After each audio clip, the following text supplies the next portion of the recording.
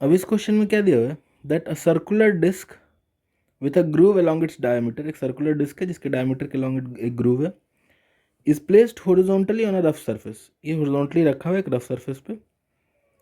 A block of mass 1 kg is placed as shown in figure, 1 kg का एक block रखा हुआ है जैसा फिगर में दिखाया गया। The coefficient of friction between the block and all surfaces of groove in contact is 0.4, block और ग्रूव के हर सरफेस के साथ फ्रिक्शन 0.4 है। ठीक है, ग्रूव यानी काइंड ऑफ एक स्लॉट, कटआउट स्लॉट टाइप का मान सकते हैं, पाइप टाइप का या नाली टाइप का। The disc has an acceleration of 25 metre per second squared towards left, disc का acceleration 25 metre per second squared है लेफ्ट की तरफ।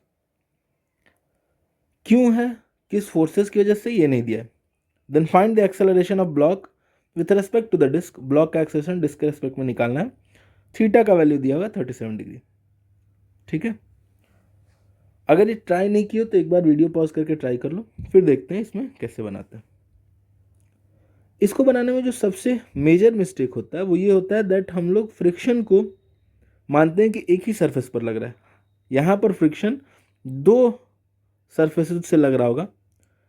कैसे, वो हम समझाते हैं। देखो, अगर ब्लॉक का फ्री बॉडी डायग्राम बना है, यहाँ पर अलग से बना लेते हैं, ये ब्लॉक है, तो ब्लॉक पर एक तो सीधा सीधा अपने पास सूडो फोर्स लग रहा होगा which is mass times acceleration means 25 times m।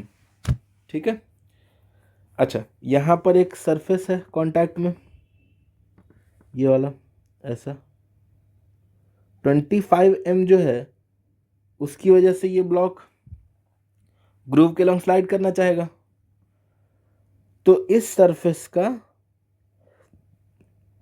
Normal reaction जो होगा, late us call this n1, उसकी वजह से जो फ्रिक्शन लगेगा वो उसको रोकना चाहेगा। 25 m का अगर कंपोनेंट्स की बात करें तो इधर हो जाएगा 25 m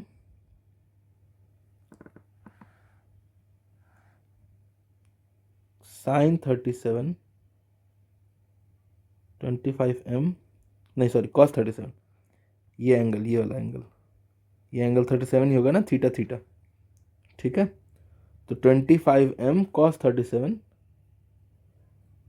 which is actually 20 m। ठीक, और इधर हो जाएगा 25 m sine 37 which is 15 m। ठीक है, ये कंपोनेंट्स हो गया। तो एक तो n1 की वजह से फ्रिक्शन लग रहा होगा, लेकिन यहाँ पर n1 ही केवल एक नॉर्मल रिएक्शन नहीं होगा, यहाँ पर नॉर्मल रिएक्शन में एक और नॉर्मल रिएक्शन आएगा जो कि ब्लॉक के वेट को यानी mg को, जिसको अपन 10m लिख देते हैं, उसको बैलेंस करने के लिए एक normal reaction vertically upward direction में, let us call this n2, वो आएगा। तो ये इस पर जो फ्रिक्शन लग रहा होगा that will be mu n1 and mu n2, जिसको अपन लोग सीधा सीधा लिख सकते हैं mu times n1 plus n2।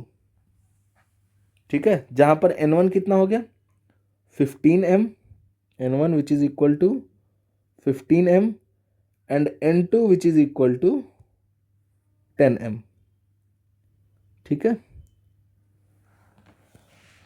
अब अगर एक्सेलरेशन लिखना हो विथ रिस्पेक्ट टू डिस्क तभी सूडो फोर्स लगाएं, तो एक्सेलरेशन जो हो जाएगा with respect to disc will be net force along the groove which is 20m minus mu times n1 plus n2, n1 plus n2 divided by mass m.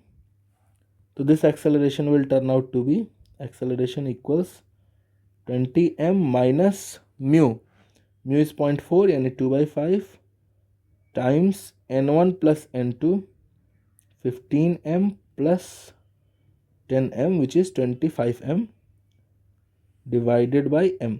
तो 2/5 times 25m is 10m, तो acceleration हो जाएगा 20m minus 10m divided by m which is equal to 10 metre per second square.